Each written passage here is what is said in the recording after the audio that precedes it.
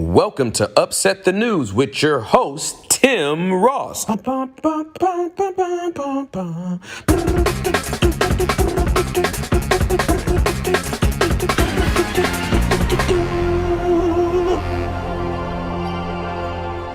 Hello, everybody. Welcome to Upset the News. I am your host, Tim Ross. Today is Friday, April the 10th. But it's not just any Friday.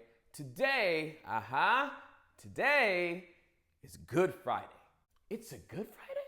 That's right, Good Friday. And I thought since it is Good Friday, then I thought everything that I bring you today should be good news. That's way too obvious. That's way too obvious.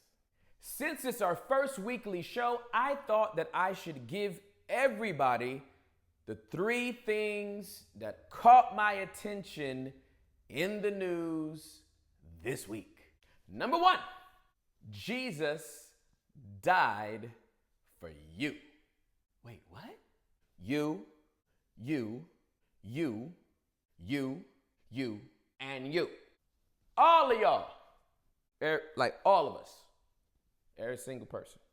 But what about the liar? Him too. The murderer? Yeah. What about the cheater? Everybody. He died for everybody. Now, there's a lot of people that would say that that's not good news, that Jesus' crucifixion, him dying on the cross, isn't good news. Even if he did it for everybody, it's still not good news. What makes this a Good Friday? Well, I'm here to tell you, it may not have been good for him, but it was definitely good for us. Now, it should come as no surprise to anybody watching this show that I am a believer in Jesus Christ. That's right. I love Jesus. I live for Jesus. But I do a whole bunch of stuff like my life belongs to Jesus and every aspect of my life belongs to Jesus. I lead a church. Name of the church is Embassy City Church. I love that church. I love pastoring that church. Been doing it for about 4.5 years now. And those people are amazing. We live to upset the world. I also do comedy. I used to do stand-up in my 20s. I started doing it again a few months ago. And so it's a part of something I do. You've witnessed it every single time you've watched this show. I also rap. Well, nah, I used to rap. Yeah, I kind of used to rap. The real Hova, I'll explain it, man, in layman's terms, like a theologian can. A lot of people get me twisted with my gifted wit. It seems to put me in a perfect mix, side by side like Twix, standing in unseemly crowds, battling ranked sinners that be screaming loud, while I'm standing in the glory cloud, touring the whole nation, minus the tour and shroud. I told you. I also act. You heard me. I also act. I will not allow this pain to rule my life. I will not allow you to take it from me. I'm going to do what I can to get better, even if it means I have to leave you.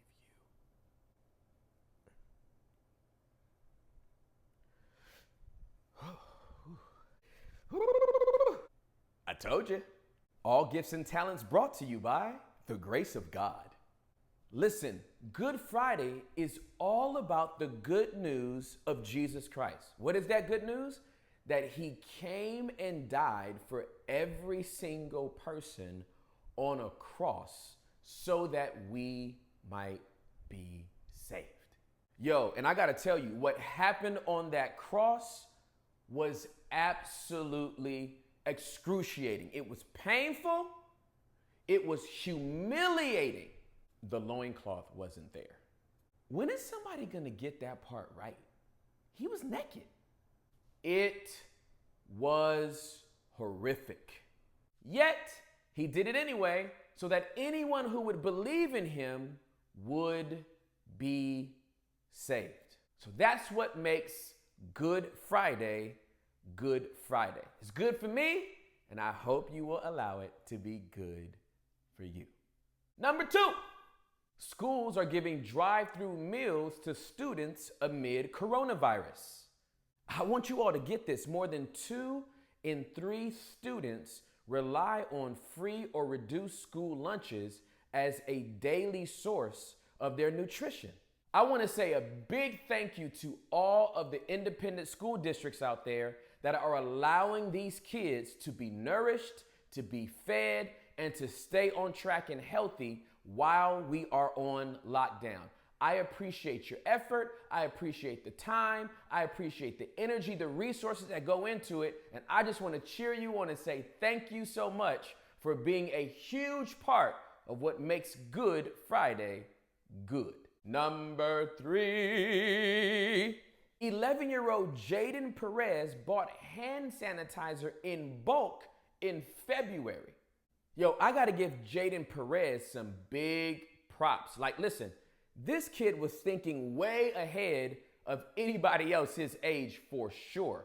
While everybody else was thinking about probably riding their bikes and playing outside, Jaden purchased over 1,000 containers of hand sanitizer, gave 1,000 to his local school district, and over 150 away to police, to firemen, and to librarians. Yo, this kid literally knows what he's doing. So kudos, Jaden Perez, to you. You are a rock star. If you're doing this with hand sanitizer now, I cannot wait to see how you upset the world later, kid.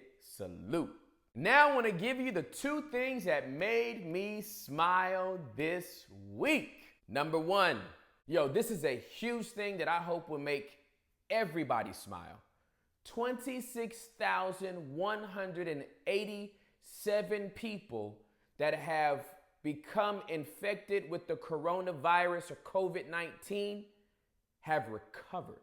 I know every day in the news you're getting the death toll and about how many people have died. But yo, can we celebrate on this Good Friday that 26,187 people have been spared from death due to this virus? I am so grateful for the families. I am so grateful for the people that have overcome this virus that has taken so many people's lives and impacted literally the whole world. We celebrate your road to recovery, and we celebrate the fact that you beat this virus. That's good news, and it made me smile.